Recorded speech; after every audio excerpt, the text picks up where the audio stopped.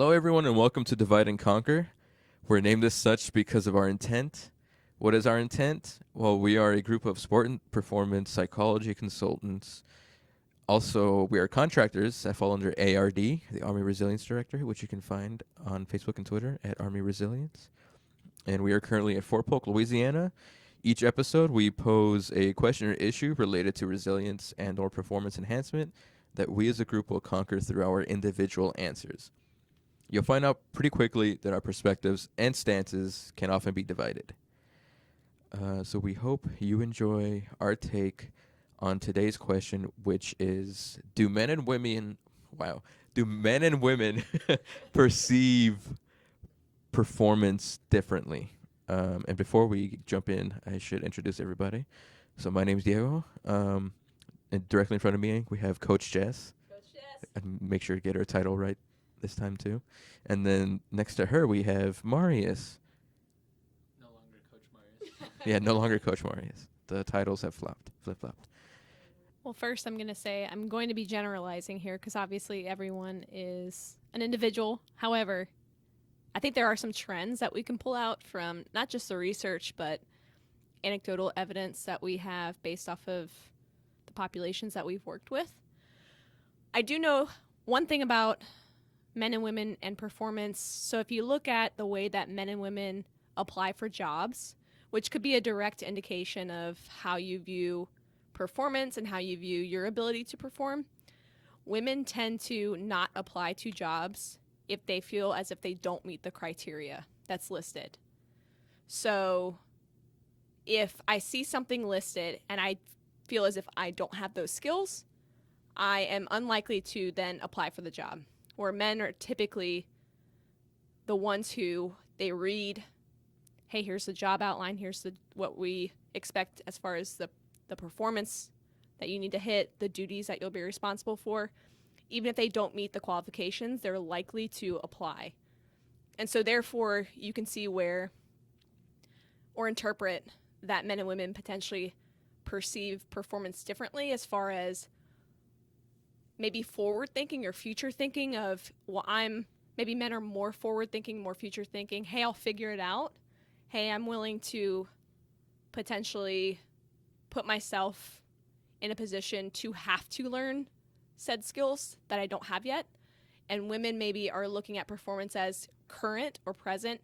Right now, I am unfit to meet the qualifications of whatever task that's in front of me. So that's at least something that I think is interesting as far as maybe how women and men perceive performance differently. So there's like a temporal aspect in that regard too. Yeah, I never really thought about that. Personally, I can relate to what you just said with the generalizations about men because, going into college and then grad school, there's always like an aspect of doubt, I'm assuming, for majority of people who apply. And it's like, well, I guess I'm going to have to figure it out in the moment if I don't have the necessary skills going into grad school or what have you. So that part makes sense to me.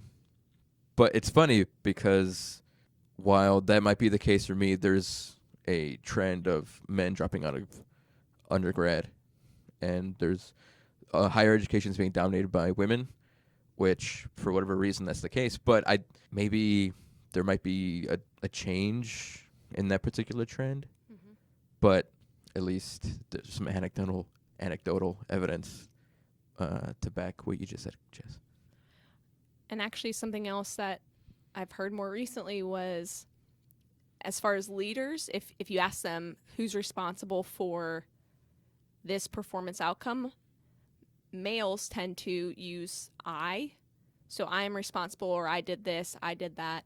And women tend to use more we, so very group focused. And I wonder, to your point, Diego, maybe if I start noticing other women are applying and I can almost put myself in their position, like, oh, well, we as a female gender are experiencing high levels of education, high levels of performance. Yeah, like we can potentially do this thing, like we can move forward. I can see myself in that position as well because people have laid the way. So I wonder if maybe there's some of that going on of at least looking and envisioning yourself because other people have at least paved that way already. I mean, that makes sense to me. Particularly with education, it's always been something that's, from what I understand, valued in, almost across cultures and different aspects of human life, I guess. So the more, I guess, representation, call it, the more, I guess, comfortable women can feel being in not only higher education, but probably more positions of power as well. And I would assume that's got to count for something. I think to add to what you just mentioned, Jess, about women tending to use we a little bit more and men using I, plays into the anecdotal evidence that I have and the generalizations that I have that both in my experience as an athlete, as a group member, and then in my experience as a coach and a mental performance coach, you find that, or at least I find that working with women in women's teams, there is a large focus on the team and caring about the greater team. Whereas with men, not that they don't care about the team, but the focus is a little bit more on individual performance, individual accomplishments, or how the individual can impact the team as opposed to how am I a part of this larger team. And that's always left me wondering, how can we balance those two out? Like, how can a male performer get better by maybe bringing in some of that we aspect? And how can that female performer get a little bit better by knowing maybe when it's better to be in that individual aspect and individual mindset? So curious to see what you guys think. No. No. I mean, I think that's a really tall order. I think it's doable. I think it's achievable. It's interesting, too, because if you look at kids when they grow up and they're playing, boys tend to want to stand out as leaders. They want to show off and showcase their skills and their abilities to lead and be kind of the one that's hurting the rest of the crew. Girls tend to want to be a part of the group rather than stand out, because once you stand out, then you're seen as bossy or bratty or insert a different term. And so I think that continues on as we age. And so I think that's very difficult for both sides to then revert. And it takes a lot of deliberate practice to go, okay, what was my contribution? What was my role in a team setting? How can I get better in that role? But also, how can I see us as a team moving forward? And I think maybe a lot of that would be constantly reflecting on the goals that you have. So having your own personal goals that align with the team goals. So if they're conflicting, then I think that puts people at odds. I think that's where then you start to see some of the, I guess, if you want to call it conflict, or like a wedge is almost put in between maybe an individual and their team if you have different goals that don't align with the team. Say you want to stand out because you want to move on, you want to, I'm thinking of athletes. If you, let's take Kyrie Irving whenever he was with the Cleveland, why can't I think of their name? Cavaliers? Thank you, Cavaliers. I kept saying in my head Warriors. I'm like, that's not them. The Cavaliers. And he wanted his own team. And so in order to get that, what do I have to do? I need the stats. So I need to kind of pad my own stats in order to qualify myself enough to say, hey, it's warranted that I go get this major contract with this other team in order to be the guy on my team. But then that puts me at odds with the rest of my team because I'm no longer focused on that. So I don't know. I think that there's the best way that I, off the top of my head, am thinking would be, how can I align both of my personal goals, but also the team goals and making sure that I fit within that role. And if not, maybe I need to ask what's more important. Is it me or is it the team succeeding? Because sometimes they can't coexist. I very much agree with that last statement you made. This is like a very specific example. But the new coach for Arsenal, he has a philosophy of you either buy into these certain non-negotiable values and aspects of what it means to be in a team, and if you don't buy in, then you're going to be shipped off somewhere else. And a result of that buy-in is one major-ish trophy in his first season as the head manager of Arsenal, at the quote-unquote cost of two particular players being frozen out.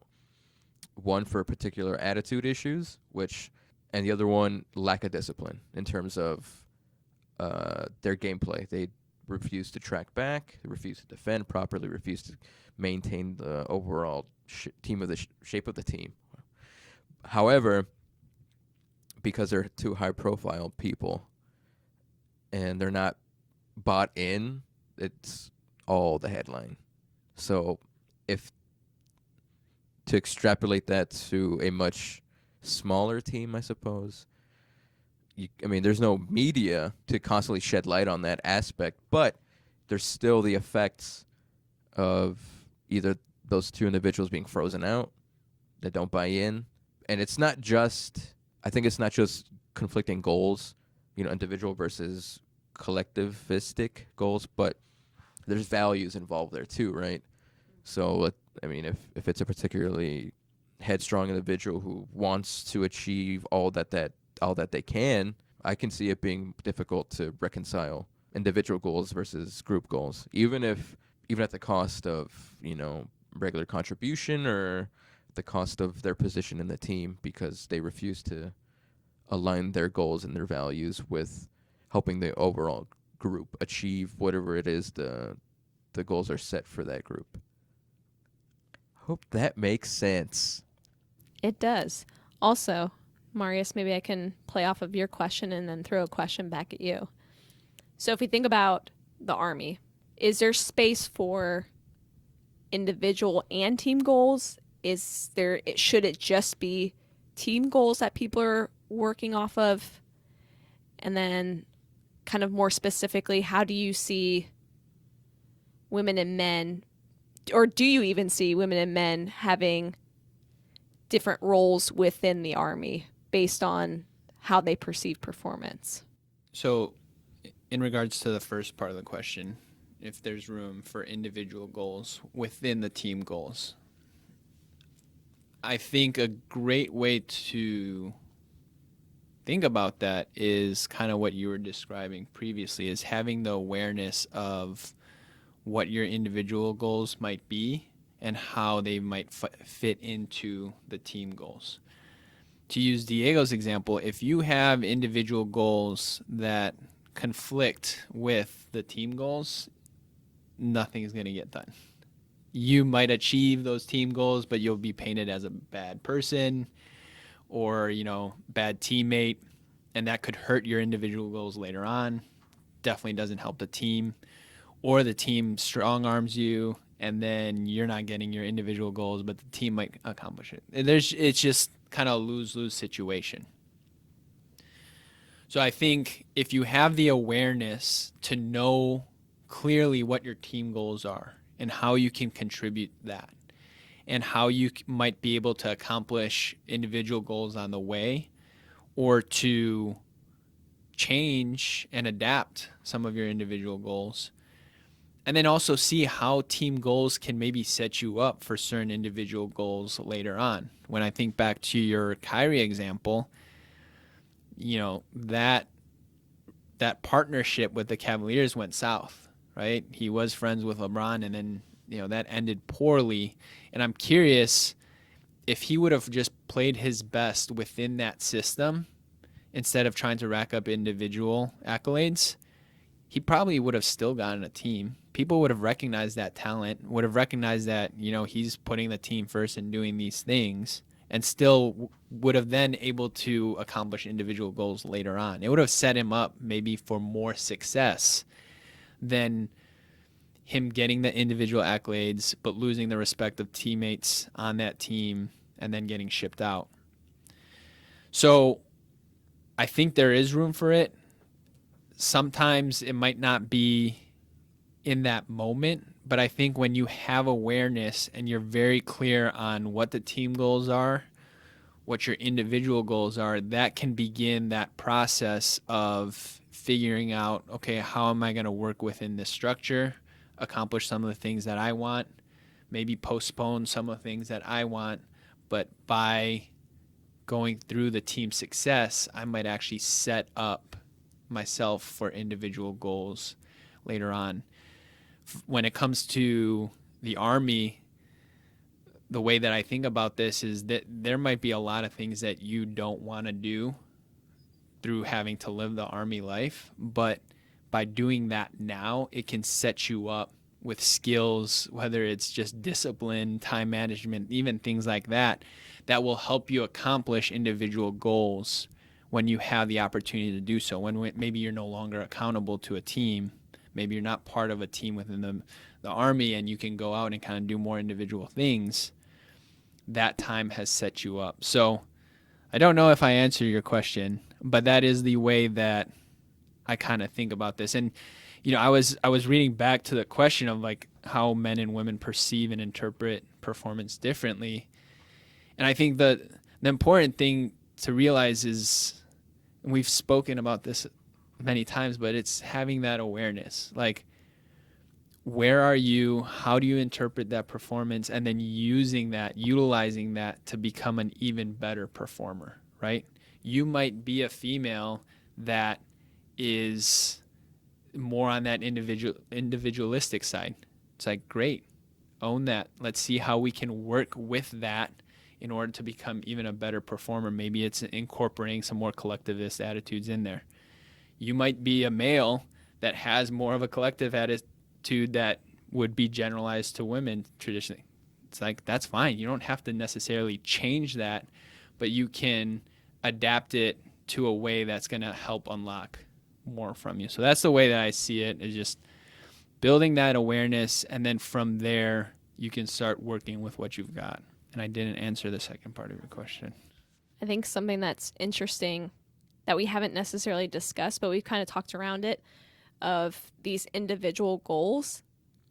I rarely hear or notice, I'm saying this, but it's because we don't necessarily say this out loud, but a lot of individuals, I would hope, but I don't know that it happens very often, would have the goal of like, I want to be the best contributor on a team. Like, why can't that be someone's individualistic goal? Or individual goal is, I'm driven by just being the best team member that I can be, rather than, oh, individually I'm trying to set myself apart and also be a part of a team. I think that can be very difficult to do. And maybe if you know you're walking into a setting such as the Army, where it does rely so heavily on being a part of a team, that maybe we need to shift, even going, my individual goal potentially needs to be, how can I be a better team member? Because I'm always going to be a part of a team. And so setting myself apart could just simply mean being the best team member sets me up for success, because that highlights that I can be not only a part of the team, but even in my individual rights and individual way, am I trying to also still elevate the team? But I don't know. And actually, I read some research on engagement, and people that are highly engaged are more often a part of a team versus people that work alone. Like, the rates are significantly higher. So people enjoy working on teams. I think maybe our culture sets itself up to where we always are trying to think for ourselves and think about ourselves, and it's very individualistic, but we forget how powerful we can be in teams. And that means leveraging men and women and going, hey, we all have something to bring to the table, so why not bring those things to the table and worry less about having to stand out all the time? I don't know. Or maybe we're going about it the wrong way.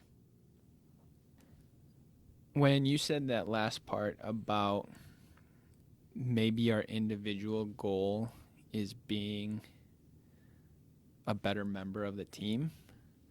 It's funny because my first reaction to that, like just a thought that pops in, is like, no, there's more to it. You know, there's something more. Like there's more.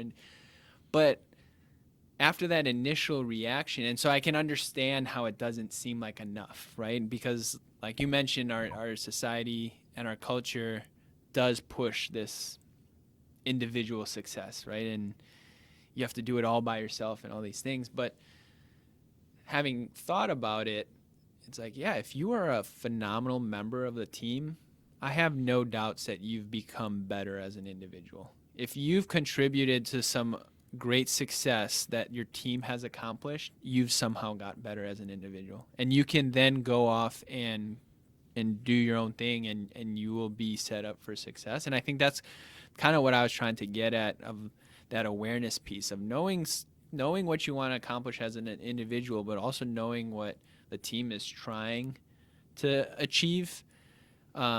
Because I would come back to that if you were a phenomenal member of the team, you've gotten better. Of course, and be like, oh, I agree with that, particularly that last statement. I think there's also like this weird timing element again, right?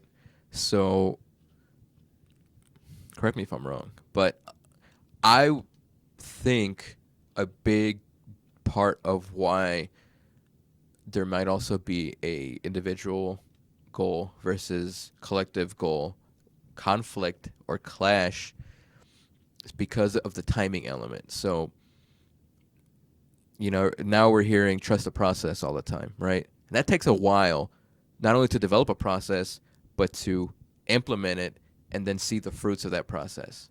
Versus my individual goal is to put up these numbers. And, granted, it's still a long, I'm like trying to confuse myself. There's a long time associated with achieving individual goals as well. However, I think at comparing the two, I think the more individualistic ones are more short-term, which individuals are able to see the fruits of those goals and those achievements a lot quicker, as opposed to maybe the team-oriented ones, which could last a whole season, could last 2 or 3 seasons, depending on, this is a rebuild year, and we'll be competing for the playoffs the 2 years after this particular season. So I think that also could go into why, whether it's men or women who prefer individual versus collectivistic oriented goals. I don't know, it kind of reminds me of the marshmallow test as well. It's like instant versus long-term delayed gratification. I think going back to the society thing, the culture thing, a lot of what we're fed, whether or not we're aware of it, is instant over delayed gratification. And, to me, it's very apparent and easy to see how that could translate to team-oriented performances, tasks, whatever it might be, whether it's athletes, soldiers, or even in the business corporate realm. Why some individuals act in the way they do, where it's individual over the team. They might just be trying to get to the top of the ladder much quicker. Or at least that's the perception they have. Whether or not it's reality, that's a different thing. And it's probably more context specific. But speculation. I hope what I said just made sense too. Well, as I'm listening, I think that kind of goes back to the original research that I quoted, which was applying for jobs. If males are trying to stand out, it makes more sense to apply for things that you see in the future, that you see as something that you could work towards, something that like I can contribute in this way, versus females who are using more we and going, how do I best fit into this group that I'm applying for, this culture, and trying to fit in and going, wow, I don't want to oversell myself because I want them to have a clear picture of what I can contribute, and I can't contribute what you're asking for yet. So I think that there's a lot to unpack there as far as goals and timing and language and how we perceive what we can offer, but also what someone else is expecting of us. And maybe there is a lot more of females are maybe relying very heavily on the evidence that they have of what I can accomplish versus males going, I have every reason to believe I will be able to accomplish that. And maybe that sets themselves up nicely for promotions and for challenges. And females maybe are more apt to take things on that aren't pushing the limits, but rather going, I'm steady, right? Like I'll show up, you can count on me, I'm going to take on the things I know I can accomplish. And maybe men are more willing to put themselves out there. If they fail, they're like, okay, I failed. But if I'm successful, man, that propels me past not only other males, but females as well. So I think it's an interesting dynamics there. So based off of this conversation, whether you're a male or a female, what do we think are next steps or things to think about when it comes to thinking about performance or how we interpret performance? How do we get better from here? One thing that there seems to be a dichotomy between men and women, not just performance, but like a bunch of other aspects of life that I'm not going to get into. So because everything is framed in such a dichotomous way, I guess an evening out could be one route to go. So if, let's say, if a particular male individual is much more individualistic oriented, much more short-term oriented in terms of their goals and how they perceive their skill level and the performance quality that they're able to achieve, then I'm of course going to take awareness on that individual's part, but a willingness to try to even themselves out with regards to that dichotomy, right? So maybe it is repeatedly going over and over and over and doing the marshmallow test every day. So they're not constantly just picking the one marshmallow instantly and that they're able to wait another 5 minutes to get 2 marshmallows. Not that exactly, but something analogous to that, because it's going to take deliberate effort in order to build that type of perspective, that type of willingness to take on team collectivistic oriented goals. But then again, it's all starts with awareness, right?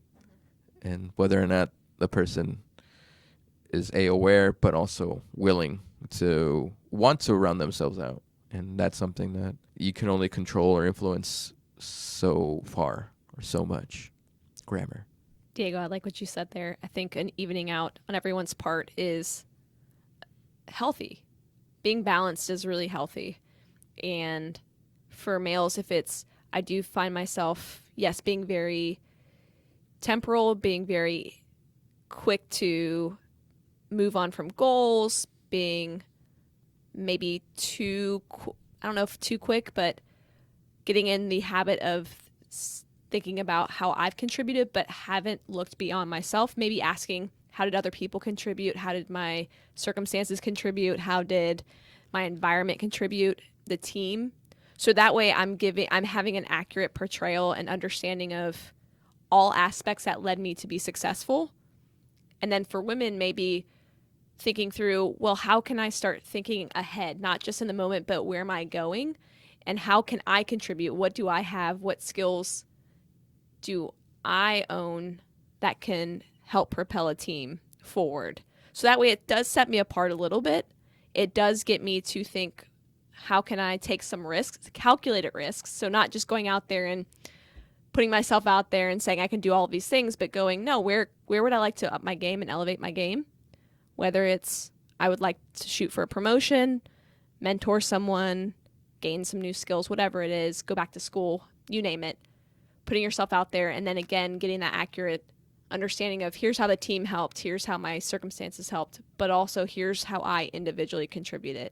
So asking a few more questions so I can get the full perspective, Diego, like you said, of that balance. So I know when to take the risks that I need to. And then I also know how I've contributed in an accurate way. I like that you use the word perspective because, Diego, when you say evening out, that to me signals maybe a broadening of your perspective and gaining a broader perspective. And I think those are some great questions. I'm a big fan of asking questions and reflecting on them to learn more about how you see things. And so additional questions that I would add would be asking yourself how you view performance and then asking how that might be different from people on your team, whether it doesn't matter if it's male, female, or different cultures, different backgrounds, but seeing how might that be different and work through the different perspectives that you have on your team to see maybe how you guys can work better. We talked a lot about individual and team goals, so I think bringing awareness to that, be clear. What are my individual goals? What are our team goals? How do those coincide? How do those maybe go into conflict? And learning about that can help as well. I guess the final set of questions I would ask, kind of related to the first one of how I view performance, you could start getting into what are my strengths that I bring to the table and what are some possible blind spots that I have. The way that I look at this is, let's say I'm your stereotypical male. I'm very individualistic. There are some strengths in there that I definitely want to keep, and I know that I'm helping the team. But if I also am aware of what those strengths are and maybe some shadow sides to them, I can also look at some blind spots that might happen because of that individualistic viewpoint. And just being more aware of that can help round me out a little bit and gain that perspective and even me out and become a better contributing member to the team. There's something I want to add to that last piece. So asking other people how your performance, so if it's me, how did my performance impact you in a positive or negative way, I think can gain that clarity, because it's hard sometimes to get your own perspective and it be accurate. So I may not see how my performance is actually impacting others in these various ways. But if I can ask those people directly that are on my team, or if I work closely with them, be honest, like, how did my performance impact you? Did it contribute to your knowledge? Did it contribute to your skill set? Did it contribute to your understanding? Whatever it is. And then some behavioral ways in which I did that, I think, can help replicate those. And then those times where it's like, hey, you affected me in a negative way. Okay, well, maybe I should reevaluate what's going on. And that can help me get an outside perspective that can add to the reflection I did on my own. Yeah, get out of your own head and how the confirmation bias may or may not affect you in a way. But also I think it should be said, like, initially we spoke about generalizations, but ultimately the individual is, whether it's yourself or a particular team member or individual that you or that individual is going to have to figure out your own strengths, your own weaknesses, your own paths to gain more perspective, broaden horizons, because it's not what works for you may not work for another individual. And I just thought that was something that should probably be mentioned. I mean, the overarching topic is pretty hard to talk about, but at least provide some information and hopefully can help with specifics within individuals. So going from like a very broad perspective to a bit more narrow and specific. All right. Well, that's it for this week's topic. If you have any particular comments or questions that you'd like to ask us, any suggestions for future episodes, please feel free to either send us a message through Facebook or leave a comment on YouTube. We will read any and all comments and considerations for any future topics. With that said, we all hope that Marius is doing the YMCA dance. We all hope you have a good, great, grand time. YMCA later.